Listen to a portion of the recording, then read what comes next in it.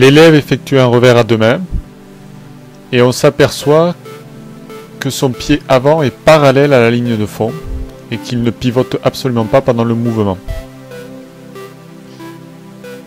Alors ça entraîne le fait qu'il ne peut pas avoir une rotation du haut du corps, il est bloqué. Les appuis, comme il est obligé de taper sa balle derrière lui, les appuis sont en général croisés. Nous allons voir donc comment on peut corriger ce problème qui est assez fréquent. Alors dans un premier temps, on va lui demander non pas de placer son pied différemment, ce qu'il aurait du mal à faire, mais simplement de faire un pivot sur le pied à la fin du geste, donc de pivoter son pied vers l'intérieur du terrain. Voilà, donc le joueur a toujours le même placement, par contre maintenant il pivote son pied, alors on le voit, le pied est parallèle toujours à la ligne de fond au départ, par contre il commence à le pivoter, et pour l'instant il ne le pivote que sur le talon.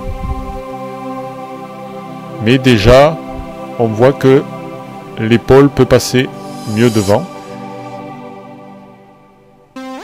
et l'autre pied va suivre après la frappe. Donc on le fait travailler en lui envoyant des balles faciles sans qu'il y ait trop de déplacement et en demandant donc à chaque fois que le pied tourne sur lui-même. Alors petit à petit cela va se faire de plus en plus naturellement. On pourra donc lui demander aussi de soigner l'accompagnement qui n'est plus gêné, notamment en terminant la raquette dans le dos. Et on voit que la rotation est de plus en plus complète. Voilà, le joueur attaque le pied un petit peu plus vers l'avant déjà. Et il y a une rotation complète, même si c'est toujours un petit peu sur le talon.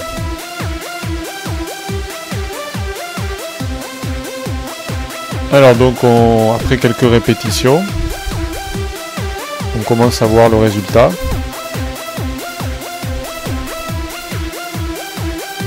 Voilà, le pied tourne beaucoup plus vite, beaucoup mieux, alors qu'il ne tournait même pas du tout au départ. Et on voit que l'élève, en très peu de temps, a trouvé ses automatismes. Voilà, là le pied s'est bien placé, il n'est plus du tout parallèle à la ligne de fond, et il tourne, et même sur la pointe du pied, ce qui favorise le transfert du poids du corps. Donc après l'heure de cours, on obtient le résultat suivant. Voilà, le pied n'est plus parallèle, et il pivote bien, sans gêner le mouvement.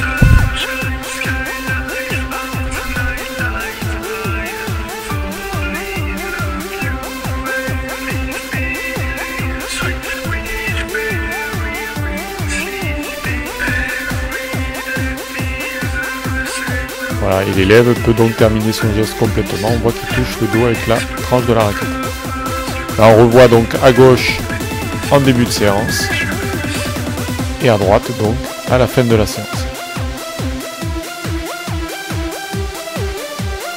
Alors, on voit bien que les épaules passent beaucoup plus devant. Dans le premier cas, le joueur a été coincé. On le revoit ici.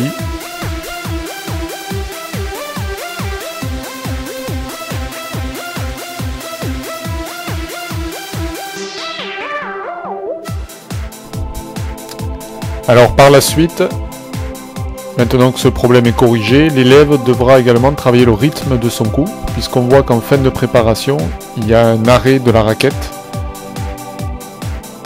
avant de repartir vers l'avant. Donc il faudra supprimer cet arrêt en travaillant donc sur un rythme continu.